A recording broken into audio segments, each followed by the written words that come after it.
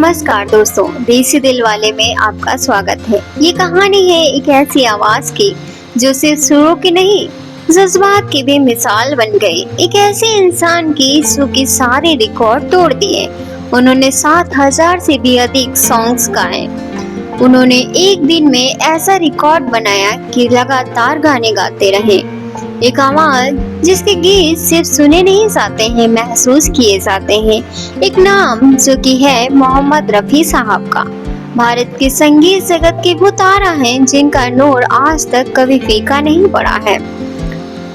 उनका जन्म 24 दिसंबर 1924 को हुआ था अमृतसर में, एक सिंपल सी साधारण फैमिली में। उनके पिता हाजी अली मोहम्मद खेती बाड़ी करते थे और एक छोटा सा बिजनेस। रफी साहब का बचपन कुछ खास नहीं था, लेकिन घर में इतना ज्यादा उन पर ध्यान नहीं दिया जाता था, पर किस्मत को कुछ और ही मंजूर था। रफी साहब का पहला संगीत से ही परिचय एक फकीर की आवाज से हुआ, जो उसके गांव में रोज कुछ नज़्में गाता था। छोटे रफी साहब उनकी आवाज सुनकर धीरे धीरे सीखते थे और वैसे ही आवाज दोहराने की कोशिश करते रहे। जब उनका परिवार लाहौर से हुआ तो वह संगीत का माहौल कुछ और था। वहीं उन्होंने उस्ताद वाहिद खान से शास्त्रीय संगीत की तालीम लेनी शुरू की और रफी साहब ने अपने भाई मोहम्मद दीन के साथ अक्सर लाहौर के संगीत समारोह में जाते और वहीं उन्होंने पहली बार स्टेज शो पर गाया था। 1930 का वो दशक का दौर था जब भारत गुलामी की बेड़ियों में जकड़ा था, लेकिन एक और क्रांति चल रही थी संगीत की दुनिया में। और वही एक नाम था, एक आवाज थी जो धीरे धीरे जन्म ले रही थी, मोहम्मद रफी साहब। लाहौर में एक दिन सब मशहूर गायक केएल सहगल एक शो करने आए तो बिजली चली गई थी। स्टेज पर अजीब सा सन्नाटा था, लोग बेचैन हो रहे थे। तभी आयुष्का में से किसी ने कहा, ये छोटा लड़का बहुत अच्छा गाता है, इससे गवाइए। रफी साहब उस वक्त सिर्फ महज 13 साल के थे। उन्होंने स्टेज पर आकर सहगल साहब का एक गाना गाया और पूरा हॉल तालियों से गूंज उठा। यही से उनकी पहली पब्लिक प्रस्तुति थी। इस प्रस्तुति के बाद उन्हें ऑल इंडिया रेडियो लाहौर से बुलाया गया।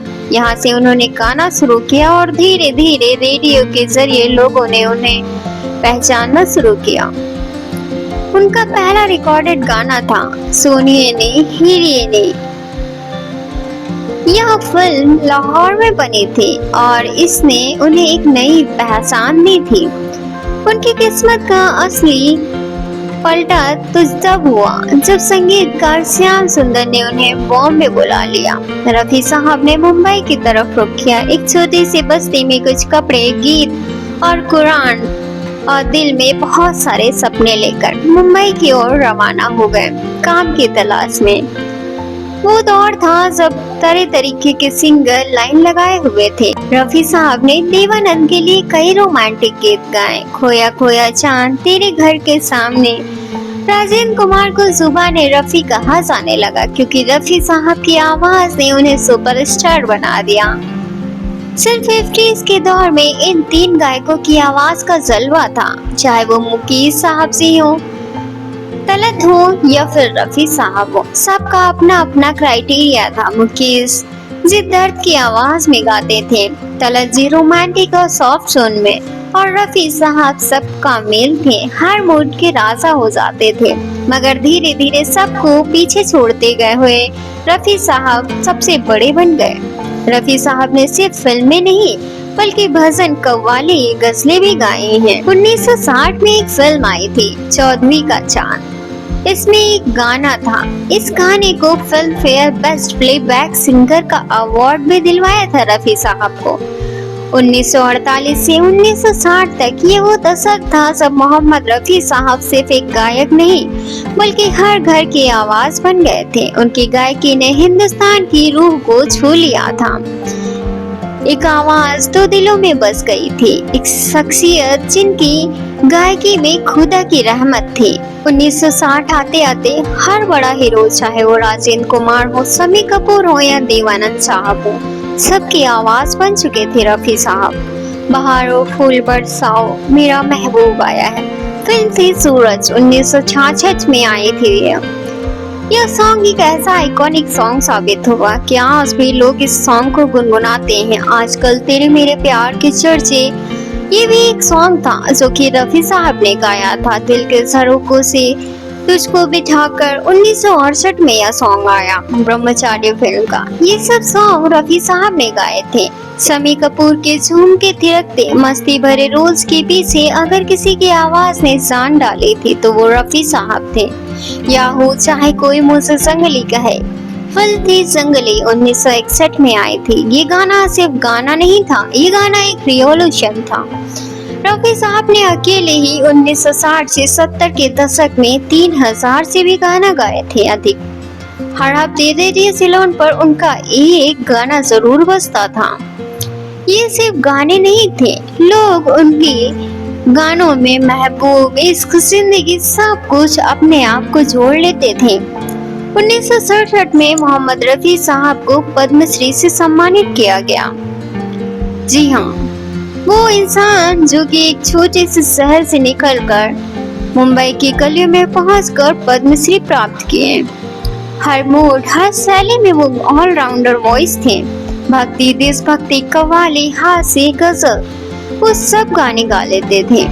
म्यूजिक डायरेक्टर्स की वो पहले ही पसंद हो चुके थे।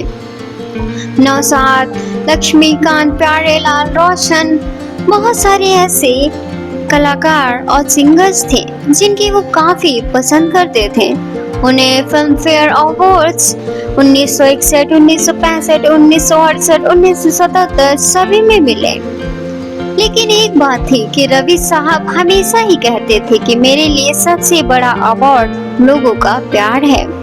पाकिस्तान, अफगानिस्तान, बांग्लादेश, हर जगह रफी साहब के दीवाने मिलते हैं। बीबीसी लंदन तक में उनके गानों की डिमांड रहती है। वो उनका कहना है कि Rafi was not just a Indian pride, he was the world golden voice. ये वो दौर था जब शहंशाह थे, जिनकी आवाज में सुर था, साज था और दिलों का राज भी था।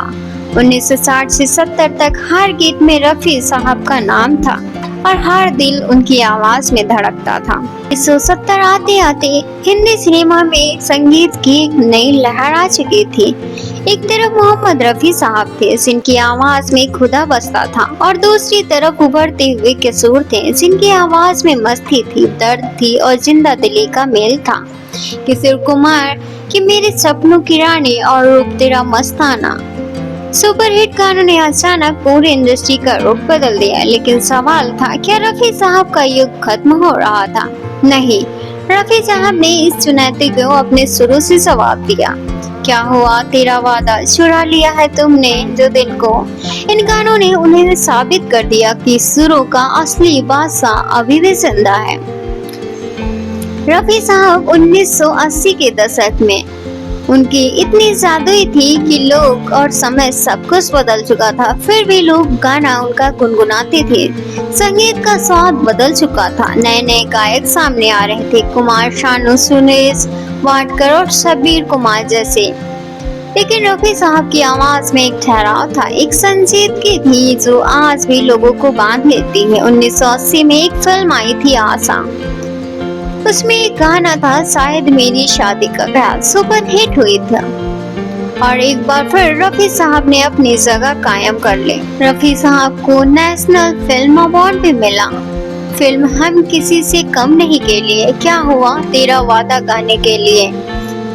रफी साहब इंडस्ट्री में अलग पहचान बना चुके थे। रफी साहब का हर गाना यूट्यूब, स्पॉटिफाई, एफएम रेडियो और शादी ब्याह में आज भी बजता है। उनके गानों को आज की पीढ़ी ने रिमिक्स नहीं बल्कि रिवरेंस के साथ अपनाया है।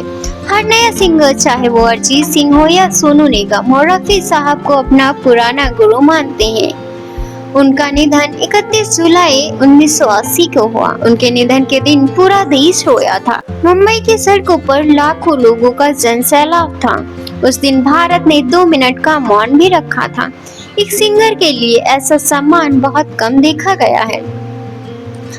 रफी साहब, दिल्ली की एक सड़क का नाम उनके नाम पर रखा गया। उनके फैंस को परिवार ने शुरू किया और ताकि उनकी कला सिखाई जा सके। रफी साहब के नाम पर ही रफी मार्ट रखा गया। दिल्ली के एक सड़क का नाम रफी साहब की एकेडमी से नाम भी रखा गया। उनके फैंस और परिवार ने शुरू किया ताकि नई पीढ़ी को उनकी कला सिखाई जा सके। साल 2001 में पोस्टल स्टैम्प भी जारी किया गया उनके सम्मान में। मोहम्मद रफी साहब चले गए, लेकिन उन्होंने जो गाया वो आज भी धड़कता है। उनकी आवाज हर प्रेमी का इजहार है, हर दिल की सदा है, हर सच्चे संगीत प्रेमी की पूजा है। रफी साहब मर नहीं सकते, वो अमर हैं।